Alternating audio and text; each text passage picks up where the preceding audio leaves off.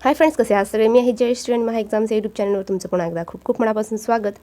तर फ्रेंड्स, आज आपण 4 मे 2026च्या काही चालू घडामोडी पाहणार आहोत. त्याआधी जर चॅनलवर नवीन असेल आणि चॅनलला सबस्क्राईब केलं नसेल तर महा एक्झामच्या यूट्यूब चॅनलला नक्की सबस्क्राईब करा. चला तर मग वळत आपल्याच्या. तर जागतिक कार्यस्थळ सुरक्षा व आरोग्य दिवस 28 एप्रिल रोजी साजरा केला जातो. हा दिवस ILO आंतरराष्ट्रीय कामगार संघटनाद्वारे साजरा केला जातो. ILOची स्थापना 11 एप्रिल 1919 रोजी झाली होती. पुढे पाहूया. नुकतीच लडाख केंद्रशासित प्रदेशात 5 नवीन राज्यांच्या निर्मितीची अधिसूचना जारी करण्यात आली आहे.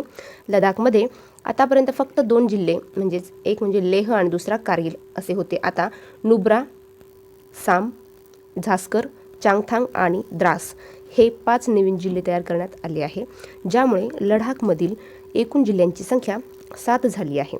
लडाख हे भारताचे क्षेत्रफळाच्या दृष्टीने सर्वात मोठे केंद्रशासित प्रदेश आहे. पुढे पाहूया. भारताने नुकताच न्यूझीलंड देशासोबत मुक्त व्यापार करारावर स्वाक्षरी केलेली आहे. यामुळे यापूर्वी भारताने UK सोबत देखील असा करार केला होता. पुढे पाहूया. पंतप्रधान नरेंद्र मोदी यांनी वाराणसी ते पुणे आणि मुंबई ते अयोध्या या 2 नव्या अमृत भारत एक्सप्रेस रेल्वे गाड्यांना हिरवा झेंडा दाखवला. पुढे पाहूया. थॉमस व उबेर कप 2026चे आयोजन डेन्मार्क देशात करण्यात आले आहे. डेन्मार्क हा जगातील पहिला देश आहे ज्याने आपली पारंपरिक टपाल सेवा बंद केलेली आहे. पुढे पाहूया. सूरज्योत्स्ना राष्ट्रीय संगीत पुरस्कार 2026ने सुमित्रा गुहा व लक्ष्मण कृष्णराव पंडित यांना सन्मानित करण्यात आलेली आहे.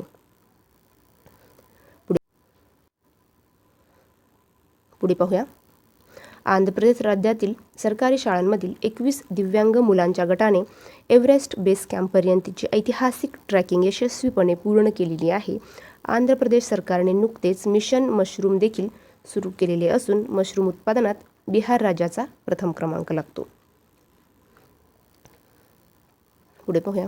संयुक्त अरब अमिराती या देशाने OPEC या संघटनेतून बाहेर पडण्याची घोषणा केलेली आहे. OPECचा फुल फॉर्म पाहूया. Organisation of the petroleum exporting countries मध्ये सध्या 12 सदस्य देश आहेत. पुढे पाहूया. डार्क मॅटरच्या रहस्यांचा तपास करण्यासाठी रोमन स्पेस टेलिस्कोप नासा ही संस्था लॉन्च करणार आहे.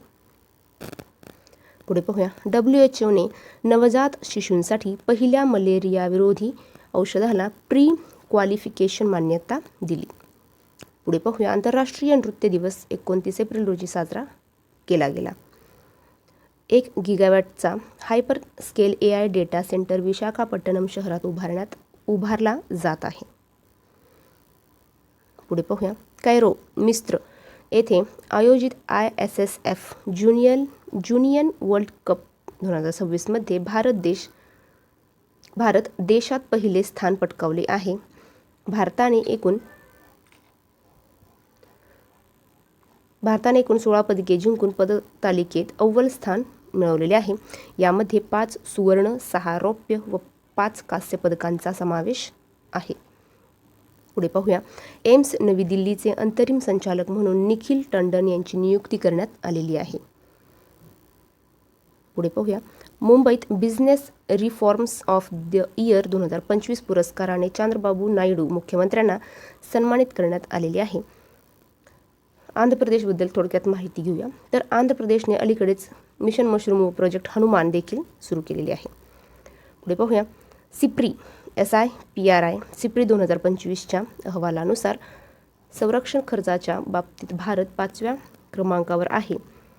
अमेरिका पहिल्या क्रमांकावर आहे, दुसऱ्या क्रमांकावर चीन आणि तिसऱ्या क्रमांकावर रशिया आहे. पुढे पाहूया. फिनलँड युरोपियन देशाने लिथियम उत्पादनाची संपूर्ण साखळी म्हणजेच खाणकाम ते बॅटरी प्रक्रिया स्थापित केलेली आहे.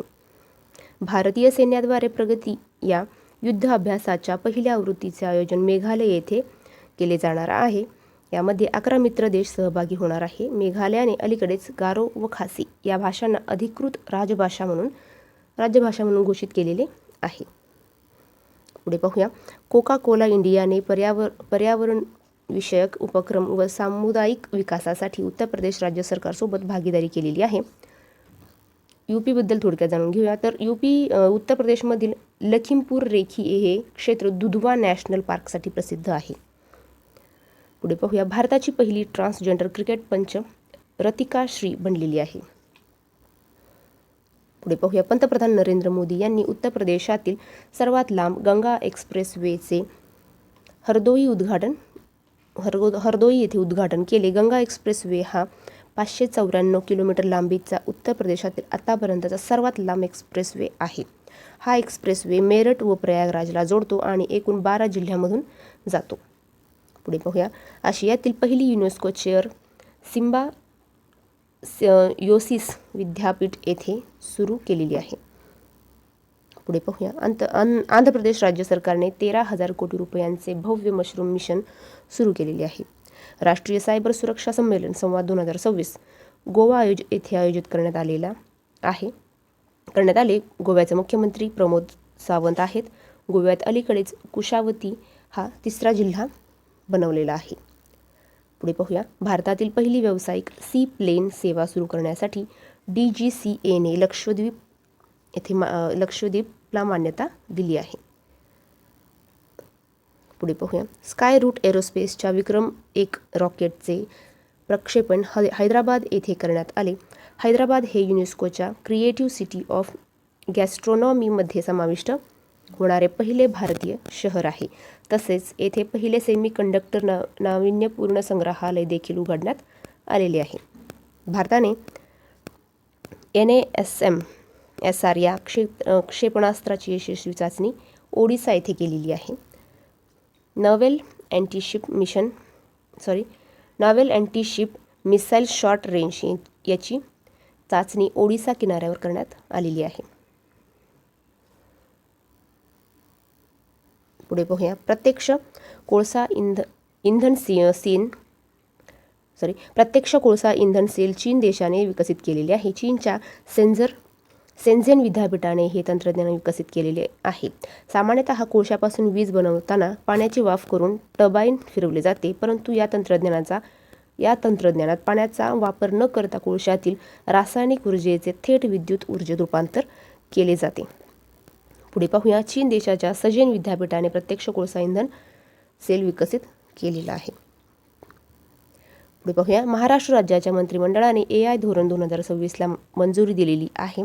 या धोरणाचे मुख्य उद्देश राज्यात गुंतवणूक आकर्षित करणे आणि सुमारे 1.5 म्हणजे 1.5 लाख रोजगाराच्या संधी निर्माण करणे हा आहे. तसेच महाराष्ट्रातील सोंधला हे गाव भारतातील पहिले जातीमुक्त गाव बनलेले आहे. तर फ्रेंड्स, थांबूया इथेच. भेटूया पुढच्या व्हिडिओमध्ये. जय हिंद.